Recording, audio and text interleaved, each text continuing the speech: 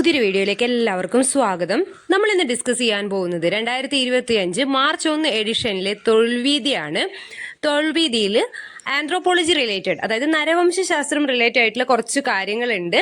അപ്പൊ നമുക്ക് ജസ്റ്റ് അതൊന്ന് നോക്കാം.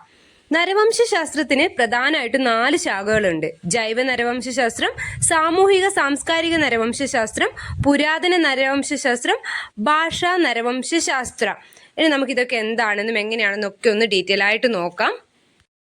നരവംശാസ്ത്രം മനുഷ്യന്റെ ജീവശാസ്ത്രപരവും സാംസ്കാരികവുമായ പ്രത്യേകതകളും വ്യത്യാസങ്ങളും പഠിക്കുന്ന ശാസ്ത്രശാഖയാണ് നരവംശാസ്ത്രം അഥവാ ആന്ത്രോപോളജി.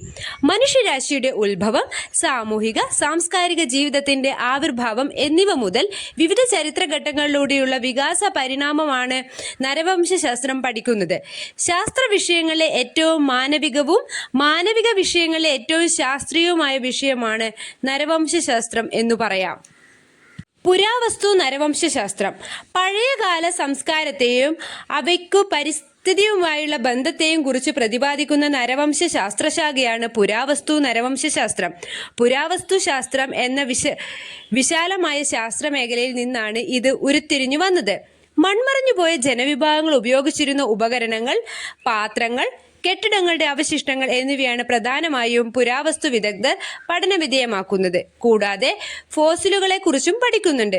ഭൂതകാലത്തിലെ പരിസ്ഥിതി, കാലാവസ്ഥ, ആഹാര ലഭ്യത എന്നിവ സംസ്കാര വികാസത്തെ എങ്ങനെ സ്വാധീനിച്ചു എന്നും അപഗ്രഥിക്കുന്നു. ഭാഷാ നരവംശാസ്ത്രം മനുഷ്യഭാഷകളെയും ആശയവിനിമയത്തെയും കുറിച്ച് പഠിക്കുന്ന നരവംശ ശാസ്ത്രശാഖയാണ് ഭാഷാ നരവംശാസ്ത്രം.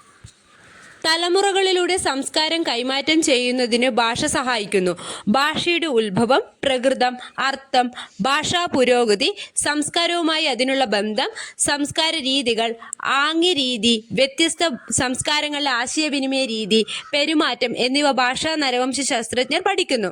ഭാഷാ നരവംശാസ്ത്രത്തിൽ ഭാഷാഘടനശാസ്ത്രം, സമൂഹ ഭാഷാശാസ്ത്രം, ഭാഷാ ചരിത്രശാസ്ത്രം എന്നിവ ഉൾപ്പെടുന്നു. ജൈവ നരവംശാസ്ത്രം മനുഷ്യവംശത്തിന്റെ ആവിർഭാവവും പരിണാമവും, സ്വഭാവ വൈജാത്യങ്ങൾ, ശാരീരിക ഘടന, പ്രത്യേകതകൾ എന്നിവ ഉൾപ്പെടുന്ന വിഭാഗമാണ് ജൈവ നരവംശാസ്ത്രം. മനുഷ്യന്റെ ജൈവപരവും ശാരീരികവുമായ പ്രത്യേകതകളെ കുറിച്ചാണ് ജൈവ നരവംശാസ്ത്രം പഠിക്കുന്നത്. ശാരീരിക വ്യത്യാസങ്ങളെക്കുറിച്ചും അവരിൽ ഉണ്ടാകുന്ന മാറ്റങ്ങളെക്കുറിച്ചും മനസ്സിലാക്കാൻ ജൈവ നരവംശാസ്ത്രം സഹായിക്കുന്നു. മനുഷ്യ ഫോസിൽ പഠനം അഥവാ ഫോസിൽ നരവംശാസ്ത്രവും മനുഷ്യ ജനിതകശാസ്ത്രവും ജൈവ നരവംശാസ്ത്രത്തിന്റെ അടിസ്ഥാന ഘടകങ്ങളാണ്. വിവിധ ഘട്ടങ്ങളിലെ മനുഷ്യാസ്ഥികൂടങ്ങളെക്കുറിച്ചുള്ള പഠനമാണ് മനുഷ്യ ഫോസിൽ പഠനം. ആധുനിക മനുഷ്യനെയും പൂർവികരെയും കണ്ണിച്ചേർക്കാനും അവ തമ്മിലുള്ള വ്യത്യാസങ്ങൾ വർഗീകരിക്കാനും ഇത് സഹായിക്കുന്നു. സാമൂഹിക സാംസ്കാരിക നരവംശാസ്ത്രം മനുഷ്യ സമൂഹം, സംസ്കാരം എന്നിവയെക്കുറിച്ചുള്ള പഠനശാഖയാണ് സാമൂഹിക സാംസ്കാരിക നരവംശാസ്ത്രം.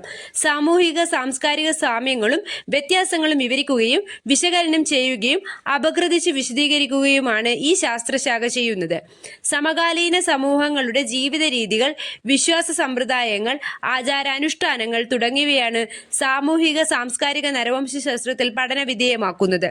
മനുഷ്യരുടെ ജീവസന്ധാരണ രീതികൾ, പരസ്പര സമ്പർക്കങ്ങൾ, വിശ്വാസ സമ്പ്രദായങ്ങൾ, സാമൂഹിക സംഘടനകൾ എന്നിവയെക്കുറിച്ചുള്ള അന്വേഷണത്തിലൂടെയാണ് മനുഷ്യ സമൂഹത്തിന്റെ സാംസ്കാരിക സവിശേഷതകളെക്കുറിച്ചുള്ള ശാസ്ത്രീയമായ നിഗമനങ്ങളിലെത്തുന്നത്. ആന്ത്രോപോളജി മനുഷ്യൻ എന്ന അർത്ഥം വരുന്ന ആന്ത്രോപോസ്, പഠനം അഥവാ ശാസ്ത്രം എന്ന അർത്ഥം വരുന്ന ലോഗോസ് എന്നീ ഗ്രീക്ക് പദങ്ങളിൽ നിന്നാണ് ആന്ത്രോപോളജി എന്ന പദം ഉണ്ടായിരിക്കുന്നത്. അരിസ്റ്റോട്ടിലാണ് ആദ്യമായി ആന്ത്രോപോളജി എന്ന വാക്ക് ഉപയോഗിച്ചത്. ആർക്കിയോളജി പുരാതനം എന്ന അർത്ഥം വരുന്ന ആർക്കിയോസ്, പഠനം എന്ന അഥവാ ശാസ്ത്രം എന്ന അർത്ഥമുള്ള ലോഗോസ് എന്നീ ഗ്രീക്ക് പദങ്ങളിൽ നിന്നാണ് ആർക്കിയോളജി എന്ന വാക്ക് ഉണ്ടായത്. അതുകൊണ്ട് തന്നെ ഭൂതകാലത്തെ മനുഷ്യ പ്രവർത്തനങ്ങളെ കുറിച്ചുള്ള പഠനമാണ് പുരാവസ്തു ശാസ്ത്രം. മനുഷ്യജനിതക ശാസ്ത്രം മനുഷ്യന്റെ പാരമ്പര്യ പ്രേഷണങ്ങളെ കുറിച്ചും വ്യതിയാനത്തെക്കുറിച്ചും പഠിക്കുന്ന ശാസ്ത്രശാഖയാണ് മനുഷ്യജനിതക ശാസ്ത്രം. ഫോസിൽ പഠനത്തിന് പുറമെ കാലാവസ്ഥ, പരിസ്ഥിതി, ആഹാര ലഭ്യത, സസ്തനികളിൽ കുരങ്ങുകളുടെ പരിണാമത്തെക്കുറിച്ചുള്ള പഠനം എന്നിവയും ജൈവ നരവംശാസ്ത്രജ്ഞർ ഉപയോഗിക്കുന്നുണ്ട്. പ്രൈമേറ്റ്സിനെ കുറിച്ചും ചിമ്പാൻസിയെ കുറിച്ചുമുള്ള സവിശേഷ പഠനങ്ങളും ഈ വിജ്ഞാന ശാഖയുടെ ഭാഗമായി നടക്കുന്നുണ്ട്. കുറ്റാന്വേഷണ നരവംശശാസ്ത്രം വ്യക്തികൾ, കുറ്റവാളികൾ, പ്രകൃതി ദുരന്തങ്ങൾക്ക് ഇരയാക്കപ്പെടുന്നവർ തുടങ്ങിയവരെ തിരിച്ചറിയാനും ശാരീരികവും ജനിതകവുമായ വ്യതിയാനങ്ങൾ സഹായിക്കുന്നു. നരവംശശാസ്ത്രത്തിന്റെ ഈ മേഖലയെ കുറ്റാന്വേഷണ നരവംശശാസ്ത്രം അഥവാ ഫോറൻസിക് ആന്ത്രോപോളജി എന്ന് പറയുന്നു. നരവംശശാസ്ത്ര ദിനം എല്ലാ വർഷവും ഫെബ്രുവരിയിലെ 3-ാമത്തെ വ്യാഴാഴ്ചയാണ് ലോക നരവംശശാസ്ത്ര ദിനമായി ആചരിക്കുന്നത്. 2015 അമേരിക്കൻ ആന്ത്രോപോളജിക്കൽ അസോസിയേഷൻ ആണ് ദിനാചരണത്തിന് തുടക്കം കുറിച്ചത്. ആധുനിക നരവംശശാസ്ത്രത്തിന്റെ പിതാവ് എന്നറിയപ്പെടുന്ന അമേരിക്കൻ ശാസ്ത്രജ്ഞൻ ഫ്രാൻസ് ബോയ. നരവംശശാസ്ത്രം എന്നത് മാനവശാസ്ത്രം എന്ന് അഭിപ്രായപ്പെട്ട വ്യക്തി എൽ ക്രോബർ. നരവംശശാസ്ത്രം മനുഷ്യനെയും അവന്റെ നിർമ്മിതികളെയും കുറിച്ചുള്ള പഠനമാണ് എന്ന പ്രസ്താവന ആരുടേതാണ്? ഹെർസ്കോവിറ്റ്സ്. മനുഷ്യരുടെ വ്യത്യസ്ത തലങ്ങൾ പഠിക്കുന്ന വിവിധ ശാസ്ത്രശാഖകളിൽ വച്ച് നരവംശശാസ്ത്രം മനുഷ്യനെ ഏറെക്കുറെ സമ്പൂർണ്ണമായി പഠിക്കുന്നു. ആരുടേതാണ് ഈ പ്രസ്താവന? ഗ്ലൈഡ് ക്ലക്കോൺ. ഇന്ത്യൻ നരവംശശാസ്ത്രത്തിന്റെ പിതാവായി അറിയപ്പെടുന്നത് എസ് സി റോയ്. ഏത് നരവംശശാസ്ത്രജ്ഞന്റെ സൈദ്ധാന്തിക സമീപനമാണ് ചരിത്രപരമായ സവിശേഷവാദം എന്നറിയപ്പെടുന്നത്? France boss. സാമൂഹ്യശാസ്ത്രവും സമൂഹ നരവംശശാസ്ത്രവും ഇരട്ട സഹോദരിമാരാണ് എന്ന് അഭിപ്രായപ്പെട്ടത് എൽ ക്രോബറാണ്. സമൂഹശാസ്ത്രവും സമൂഹ നരവംശശാസ്ത്രവും അവയുടെ വിശാലമായ കാഴ്ചപ്പാടിൽ ഒന്നു തന്നെയാണെന്ന് അഭിപ്രായപ്പെട്ടത് ഹോബൽ ആണ്.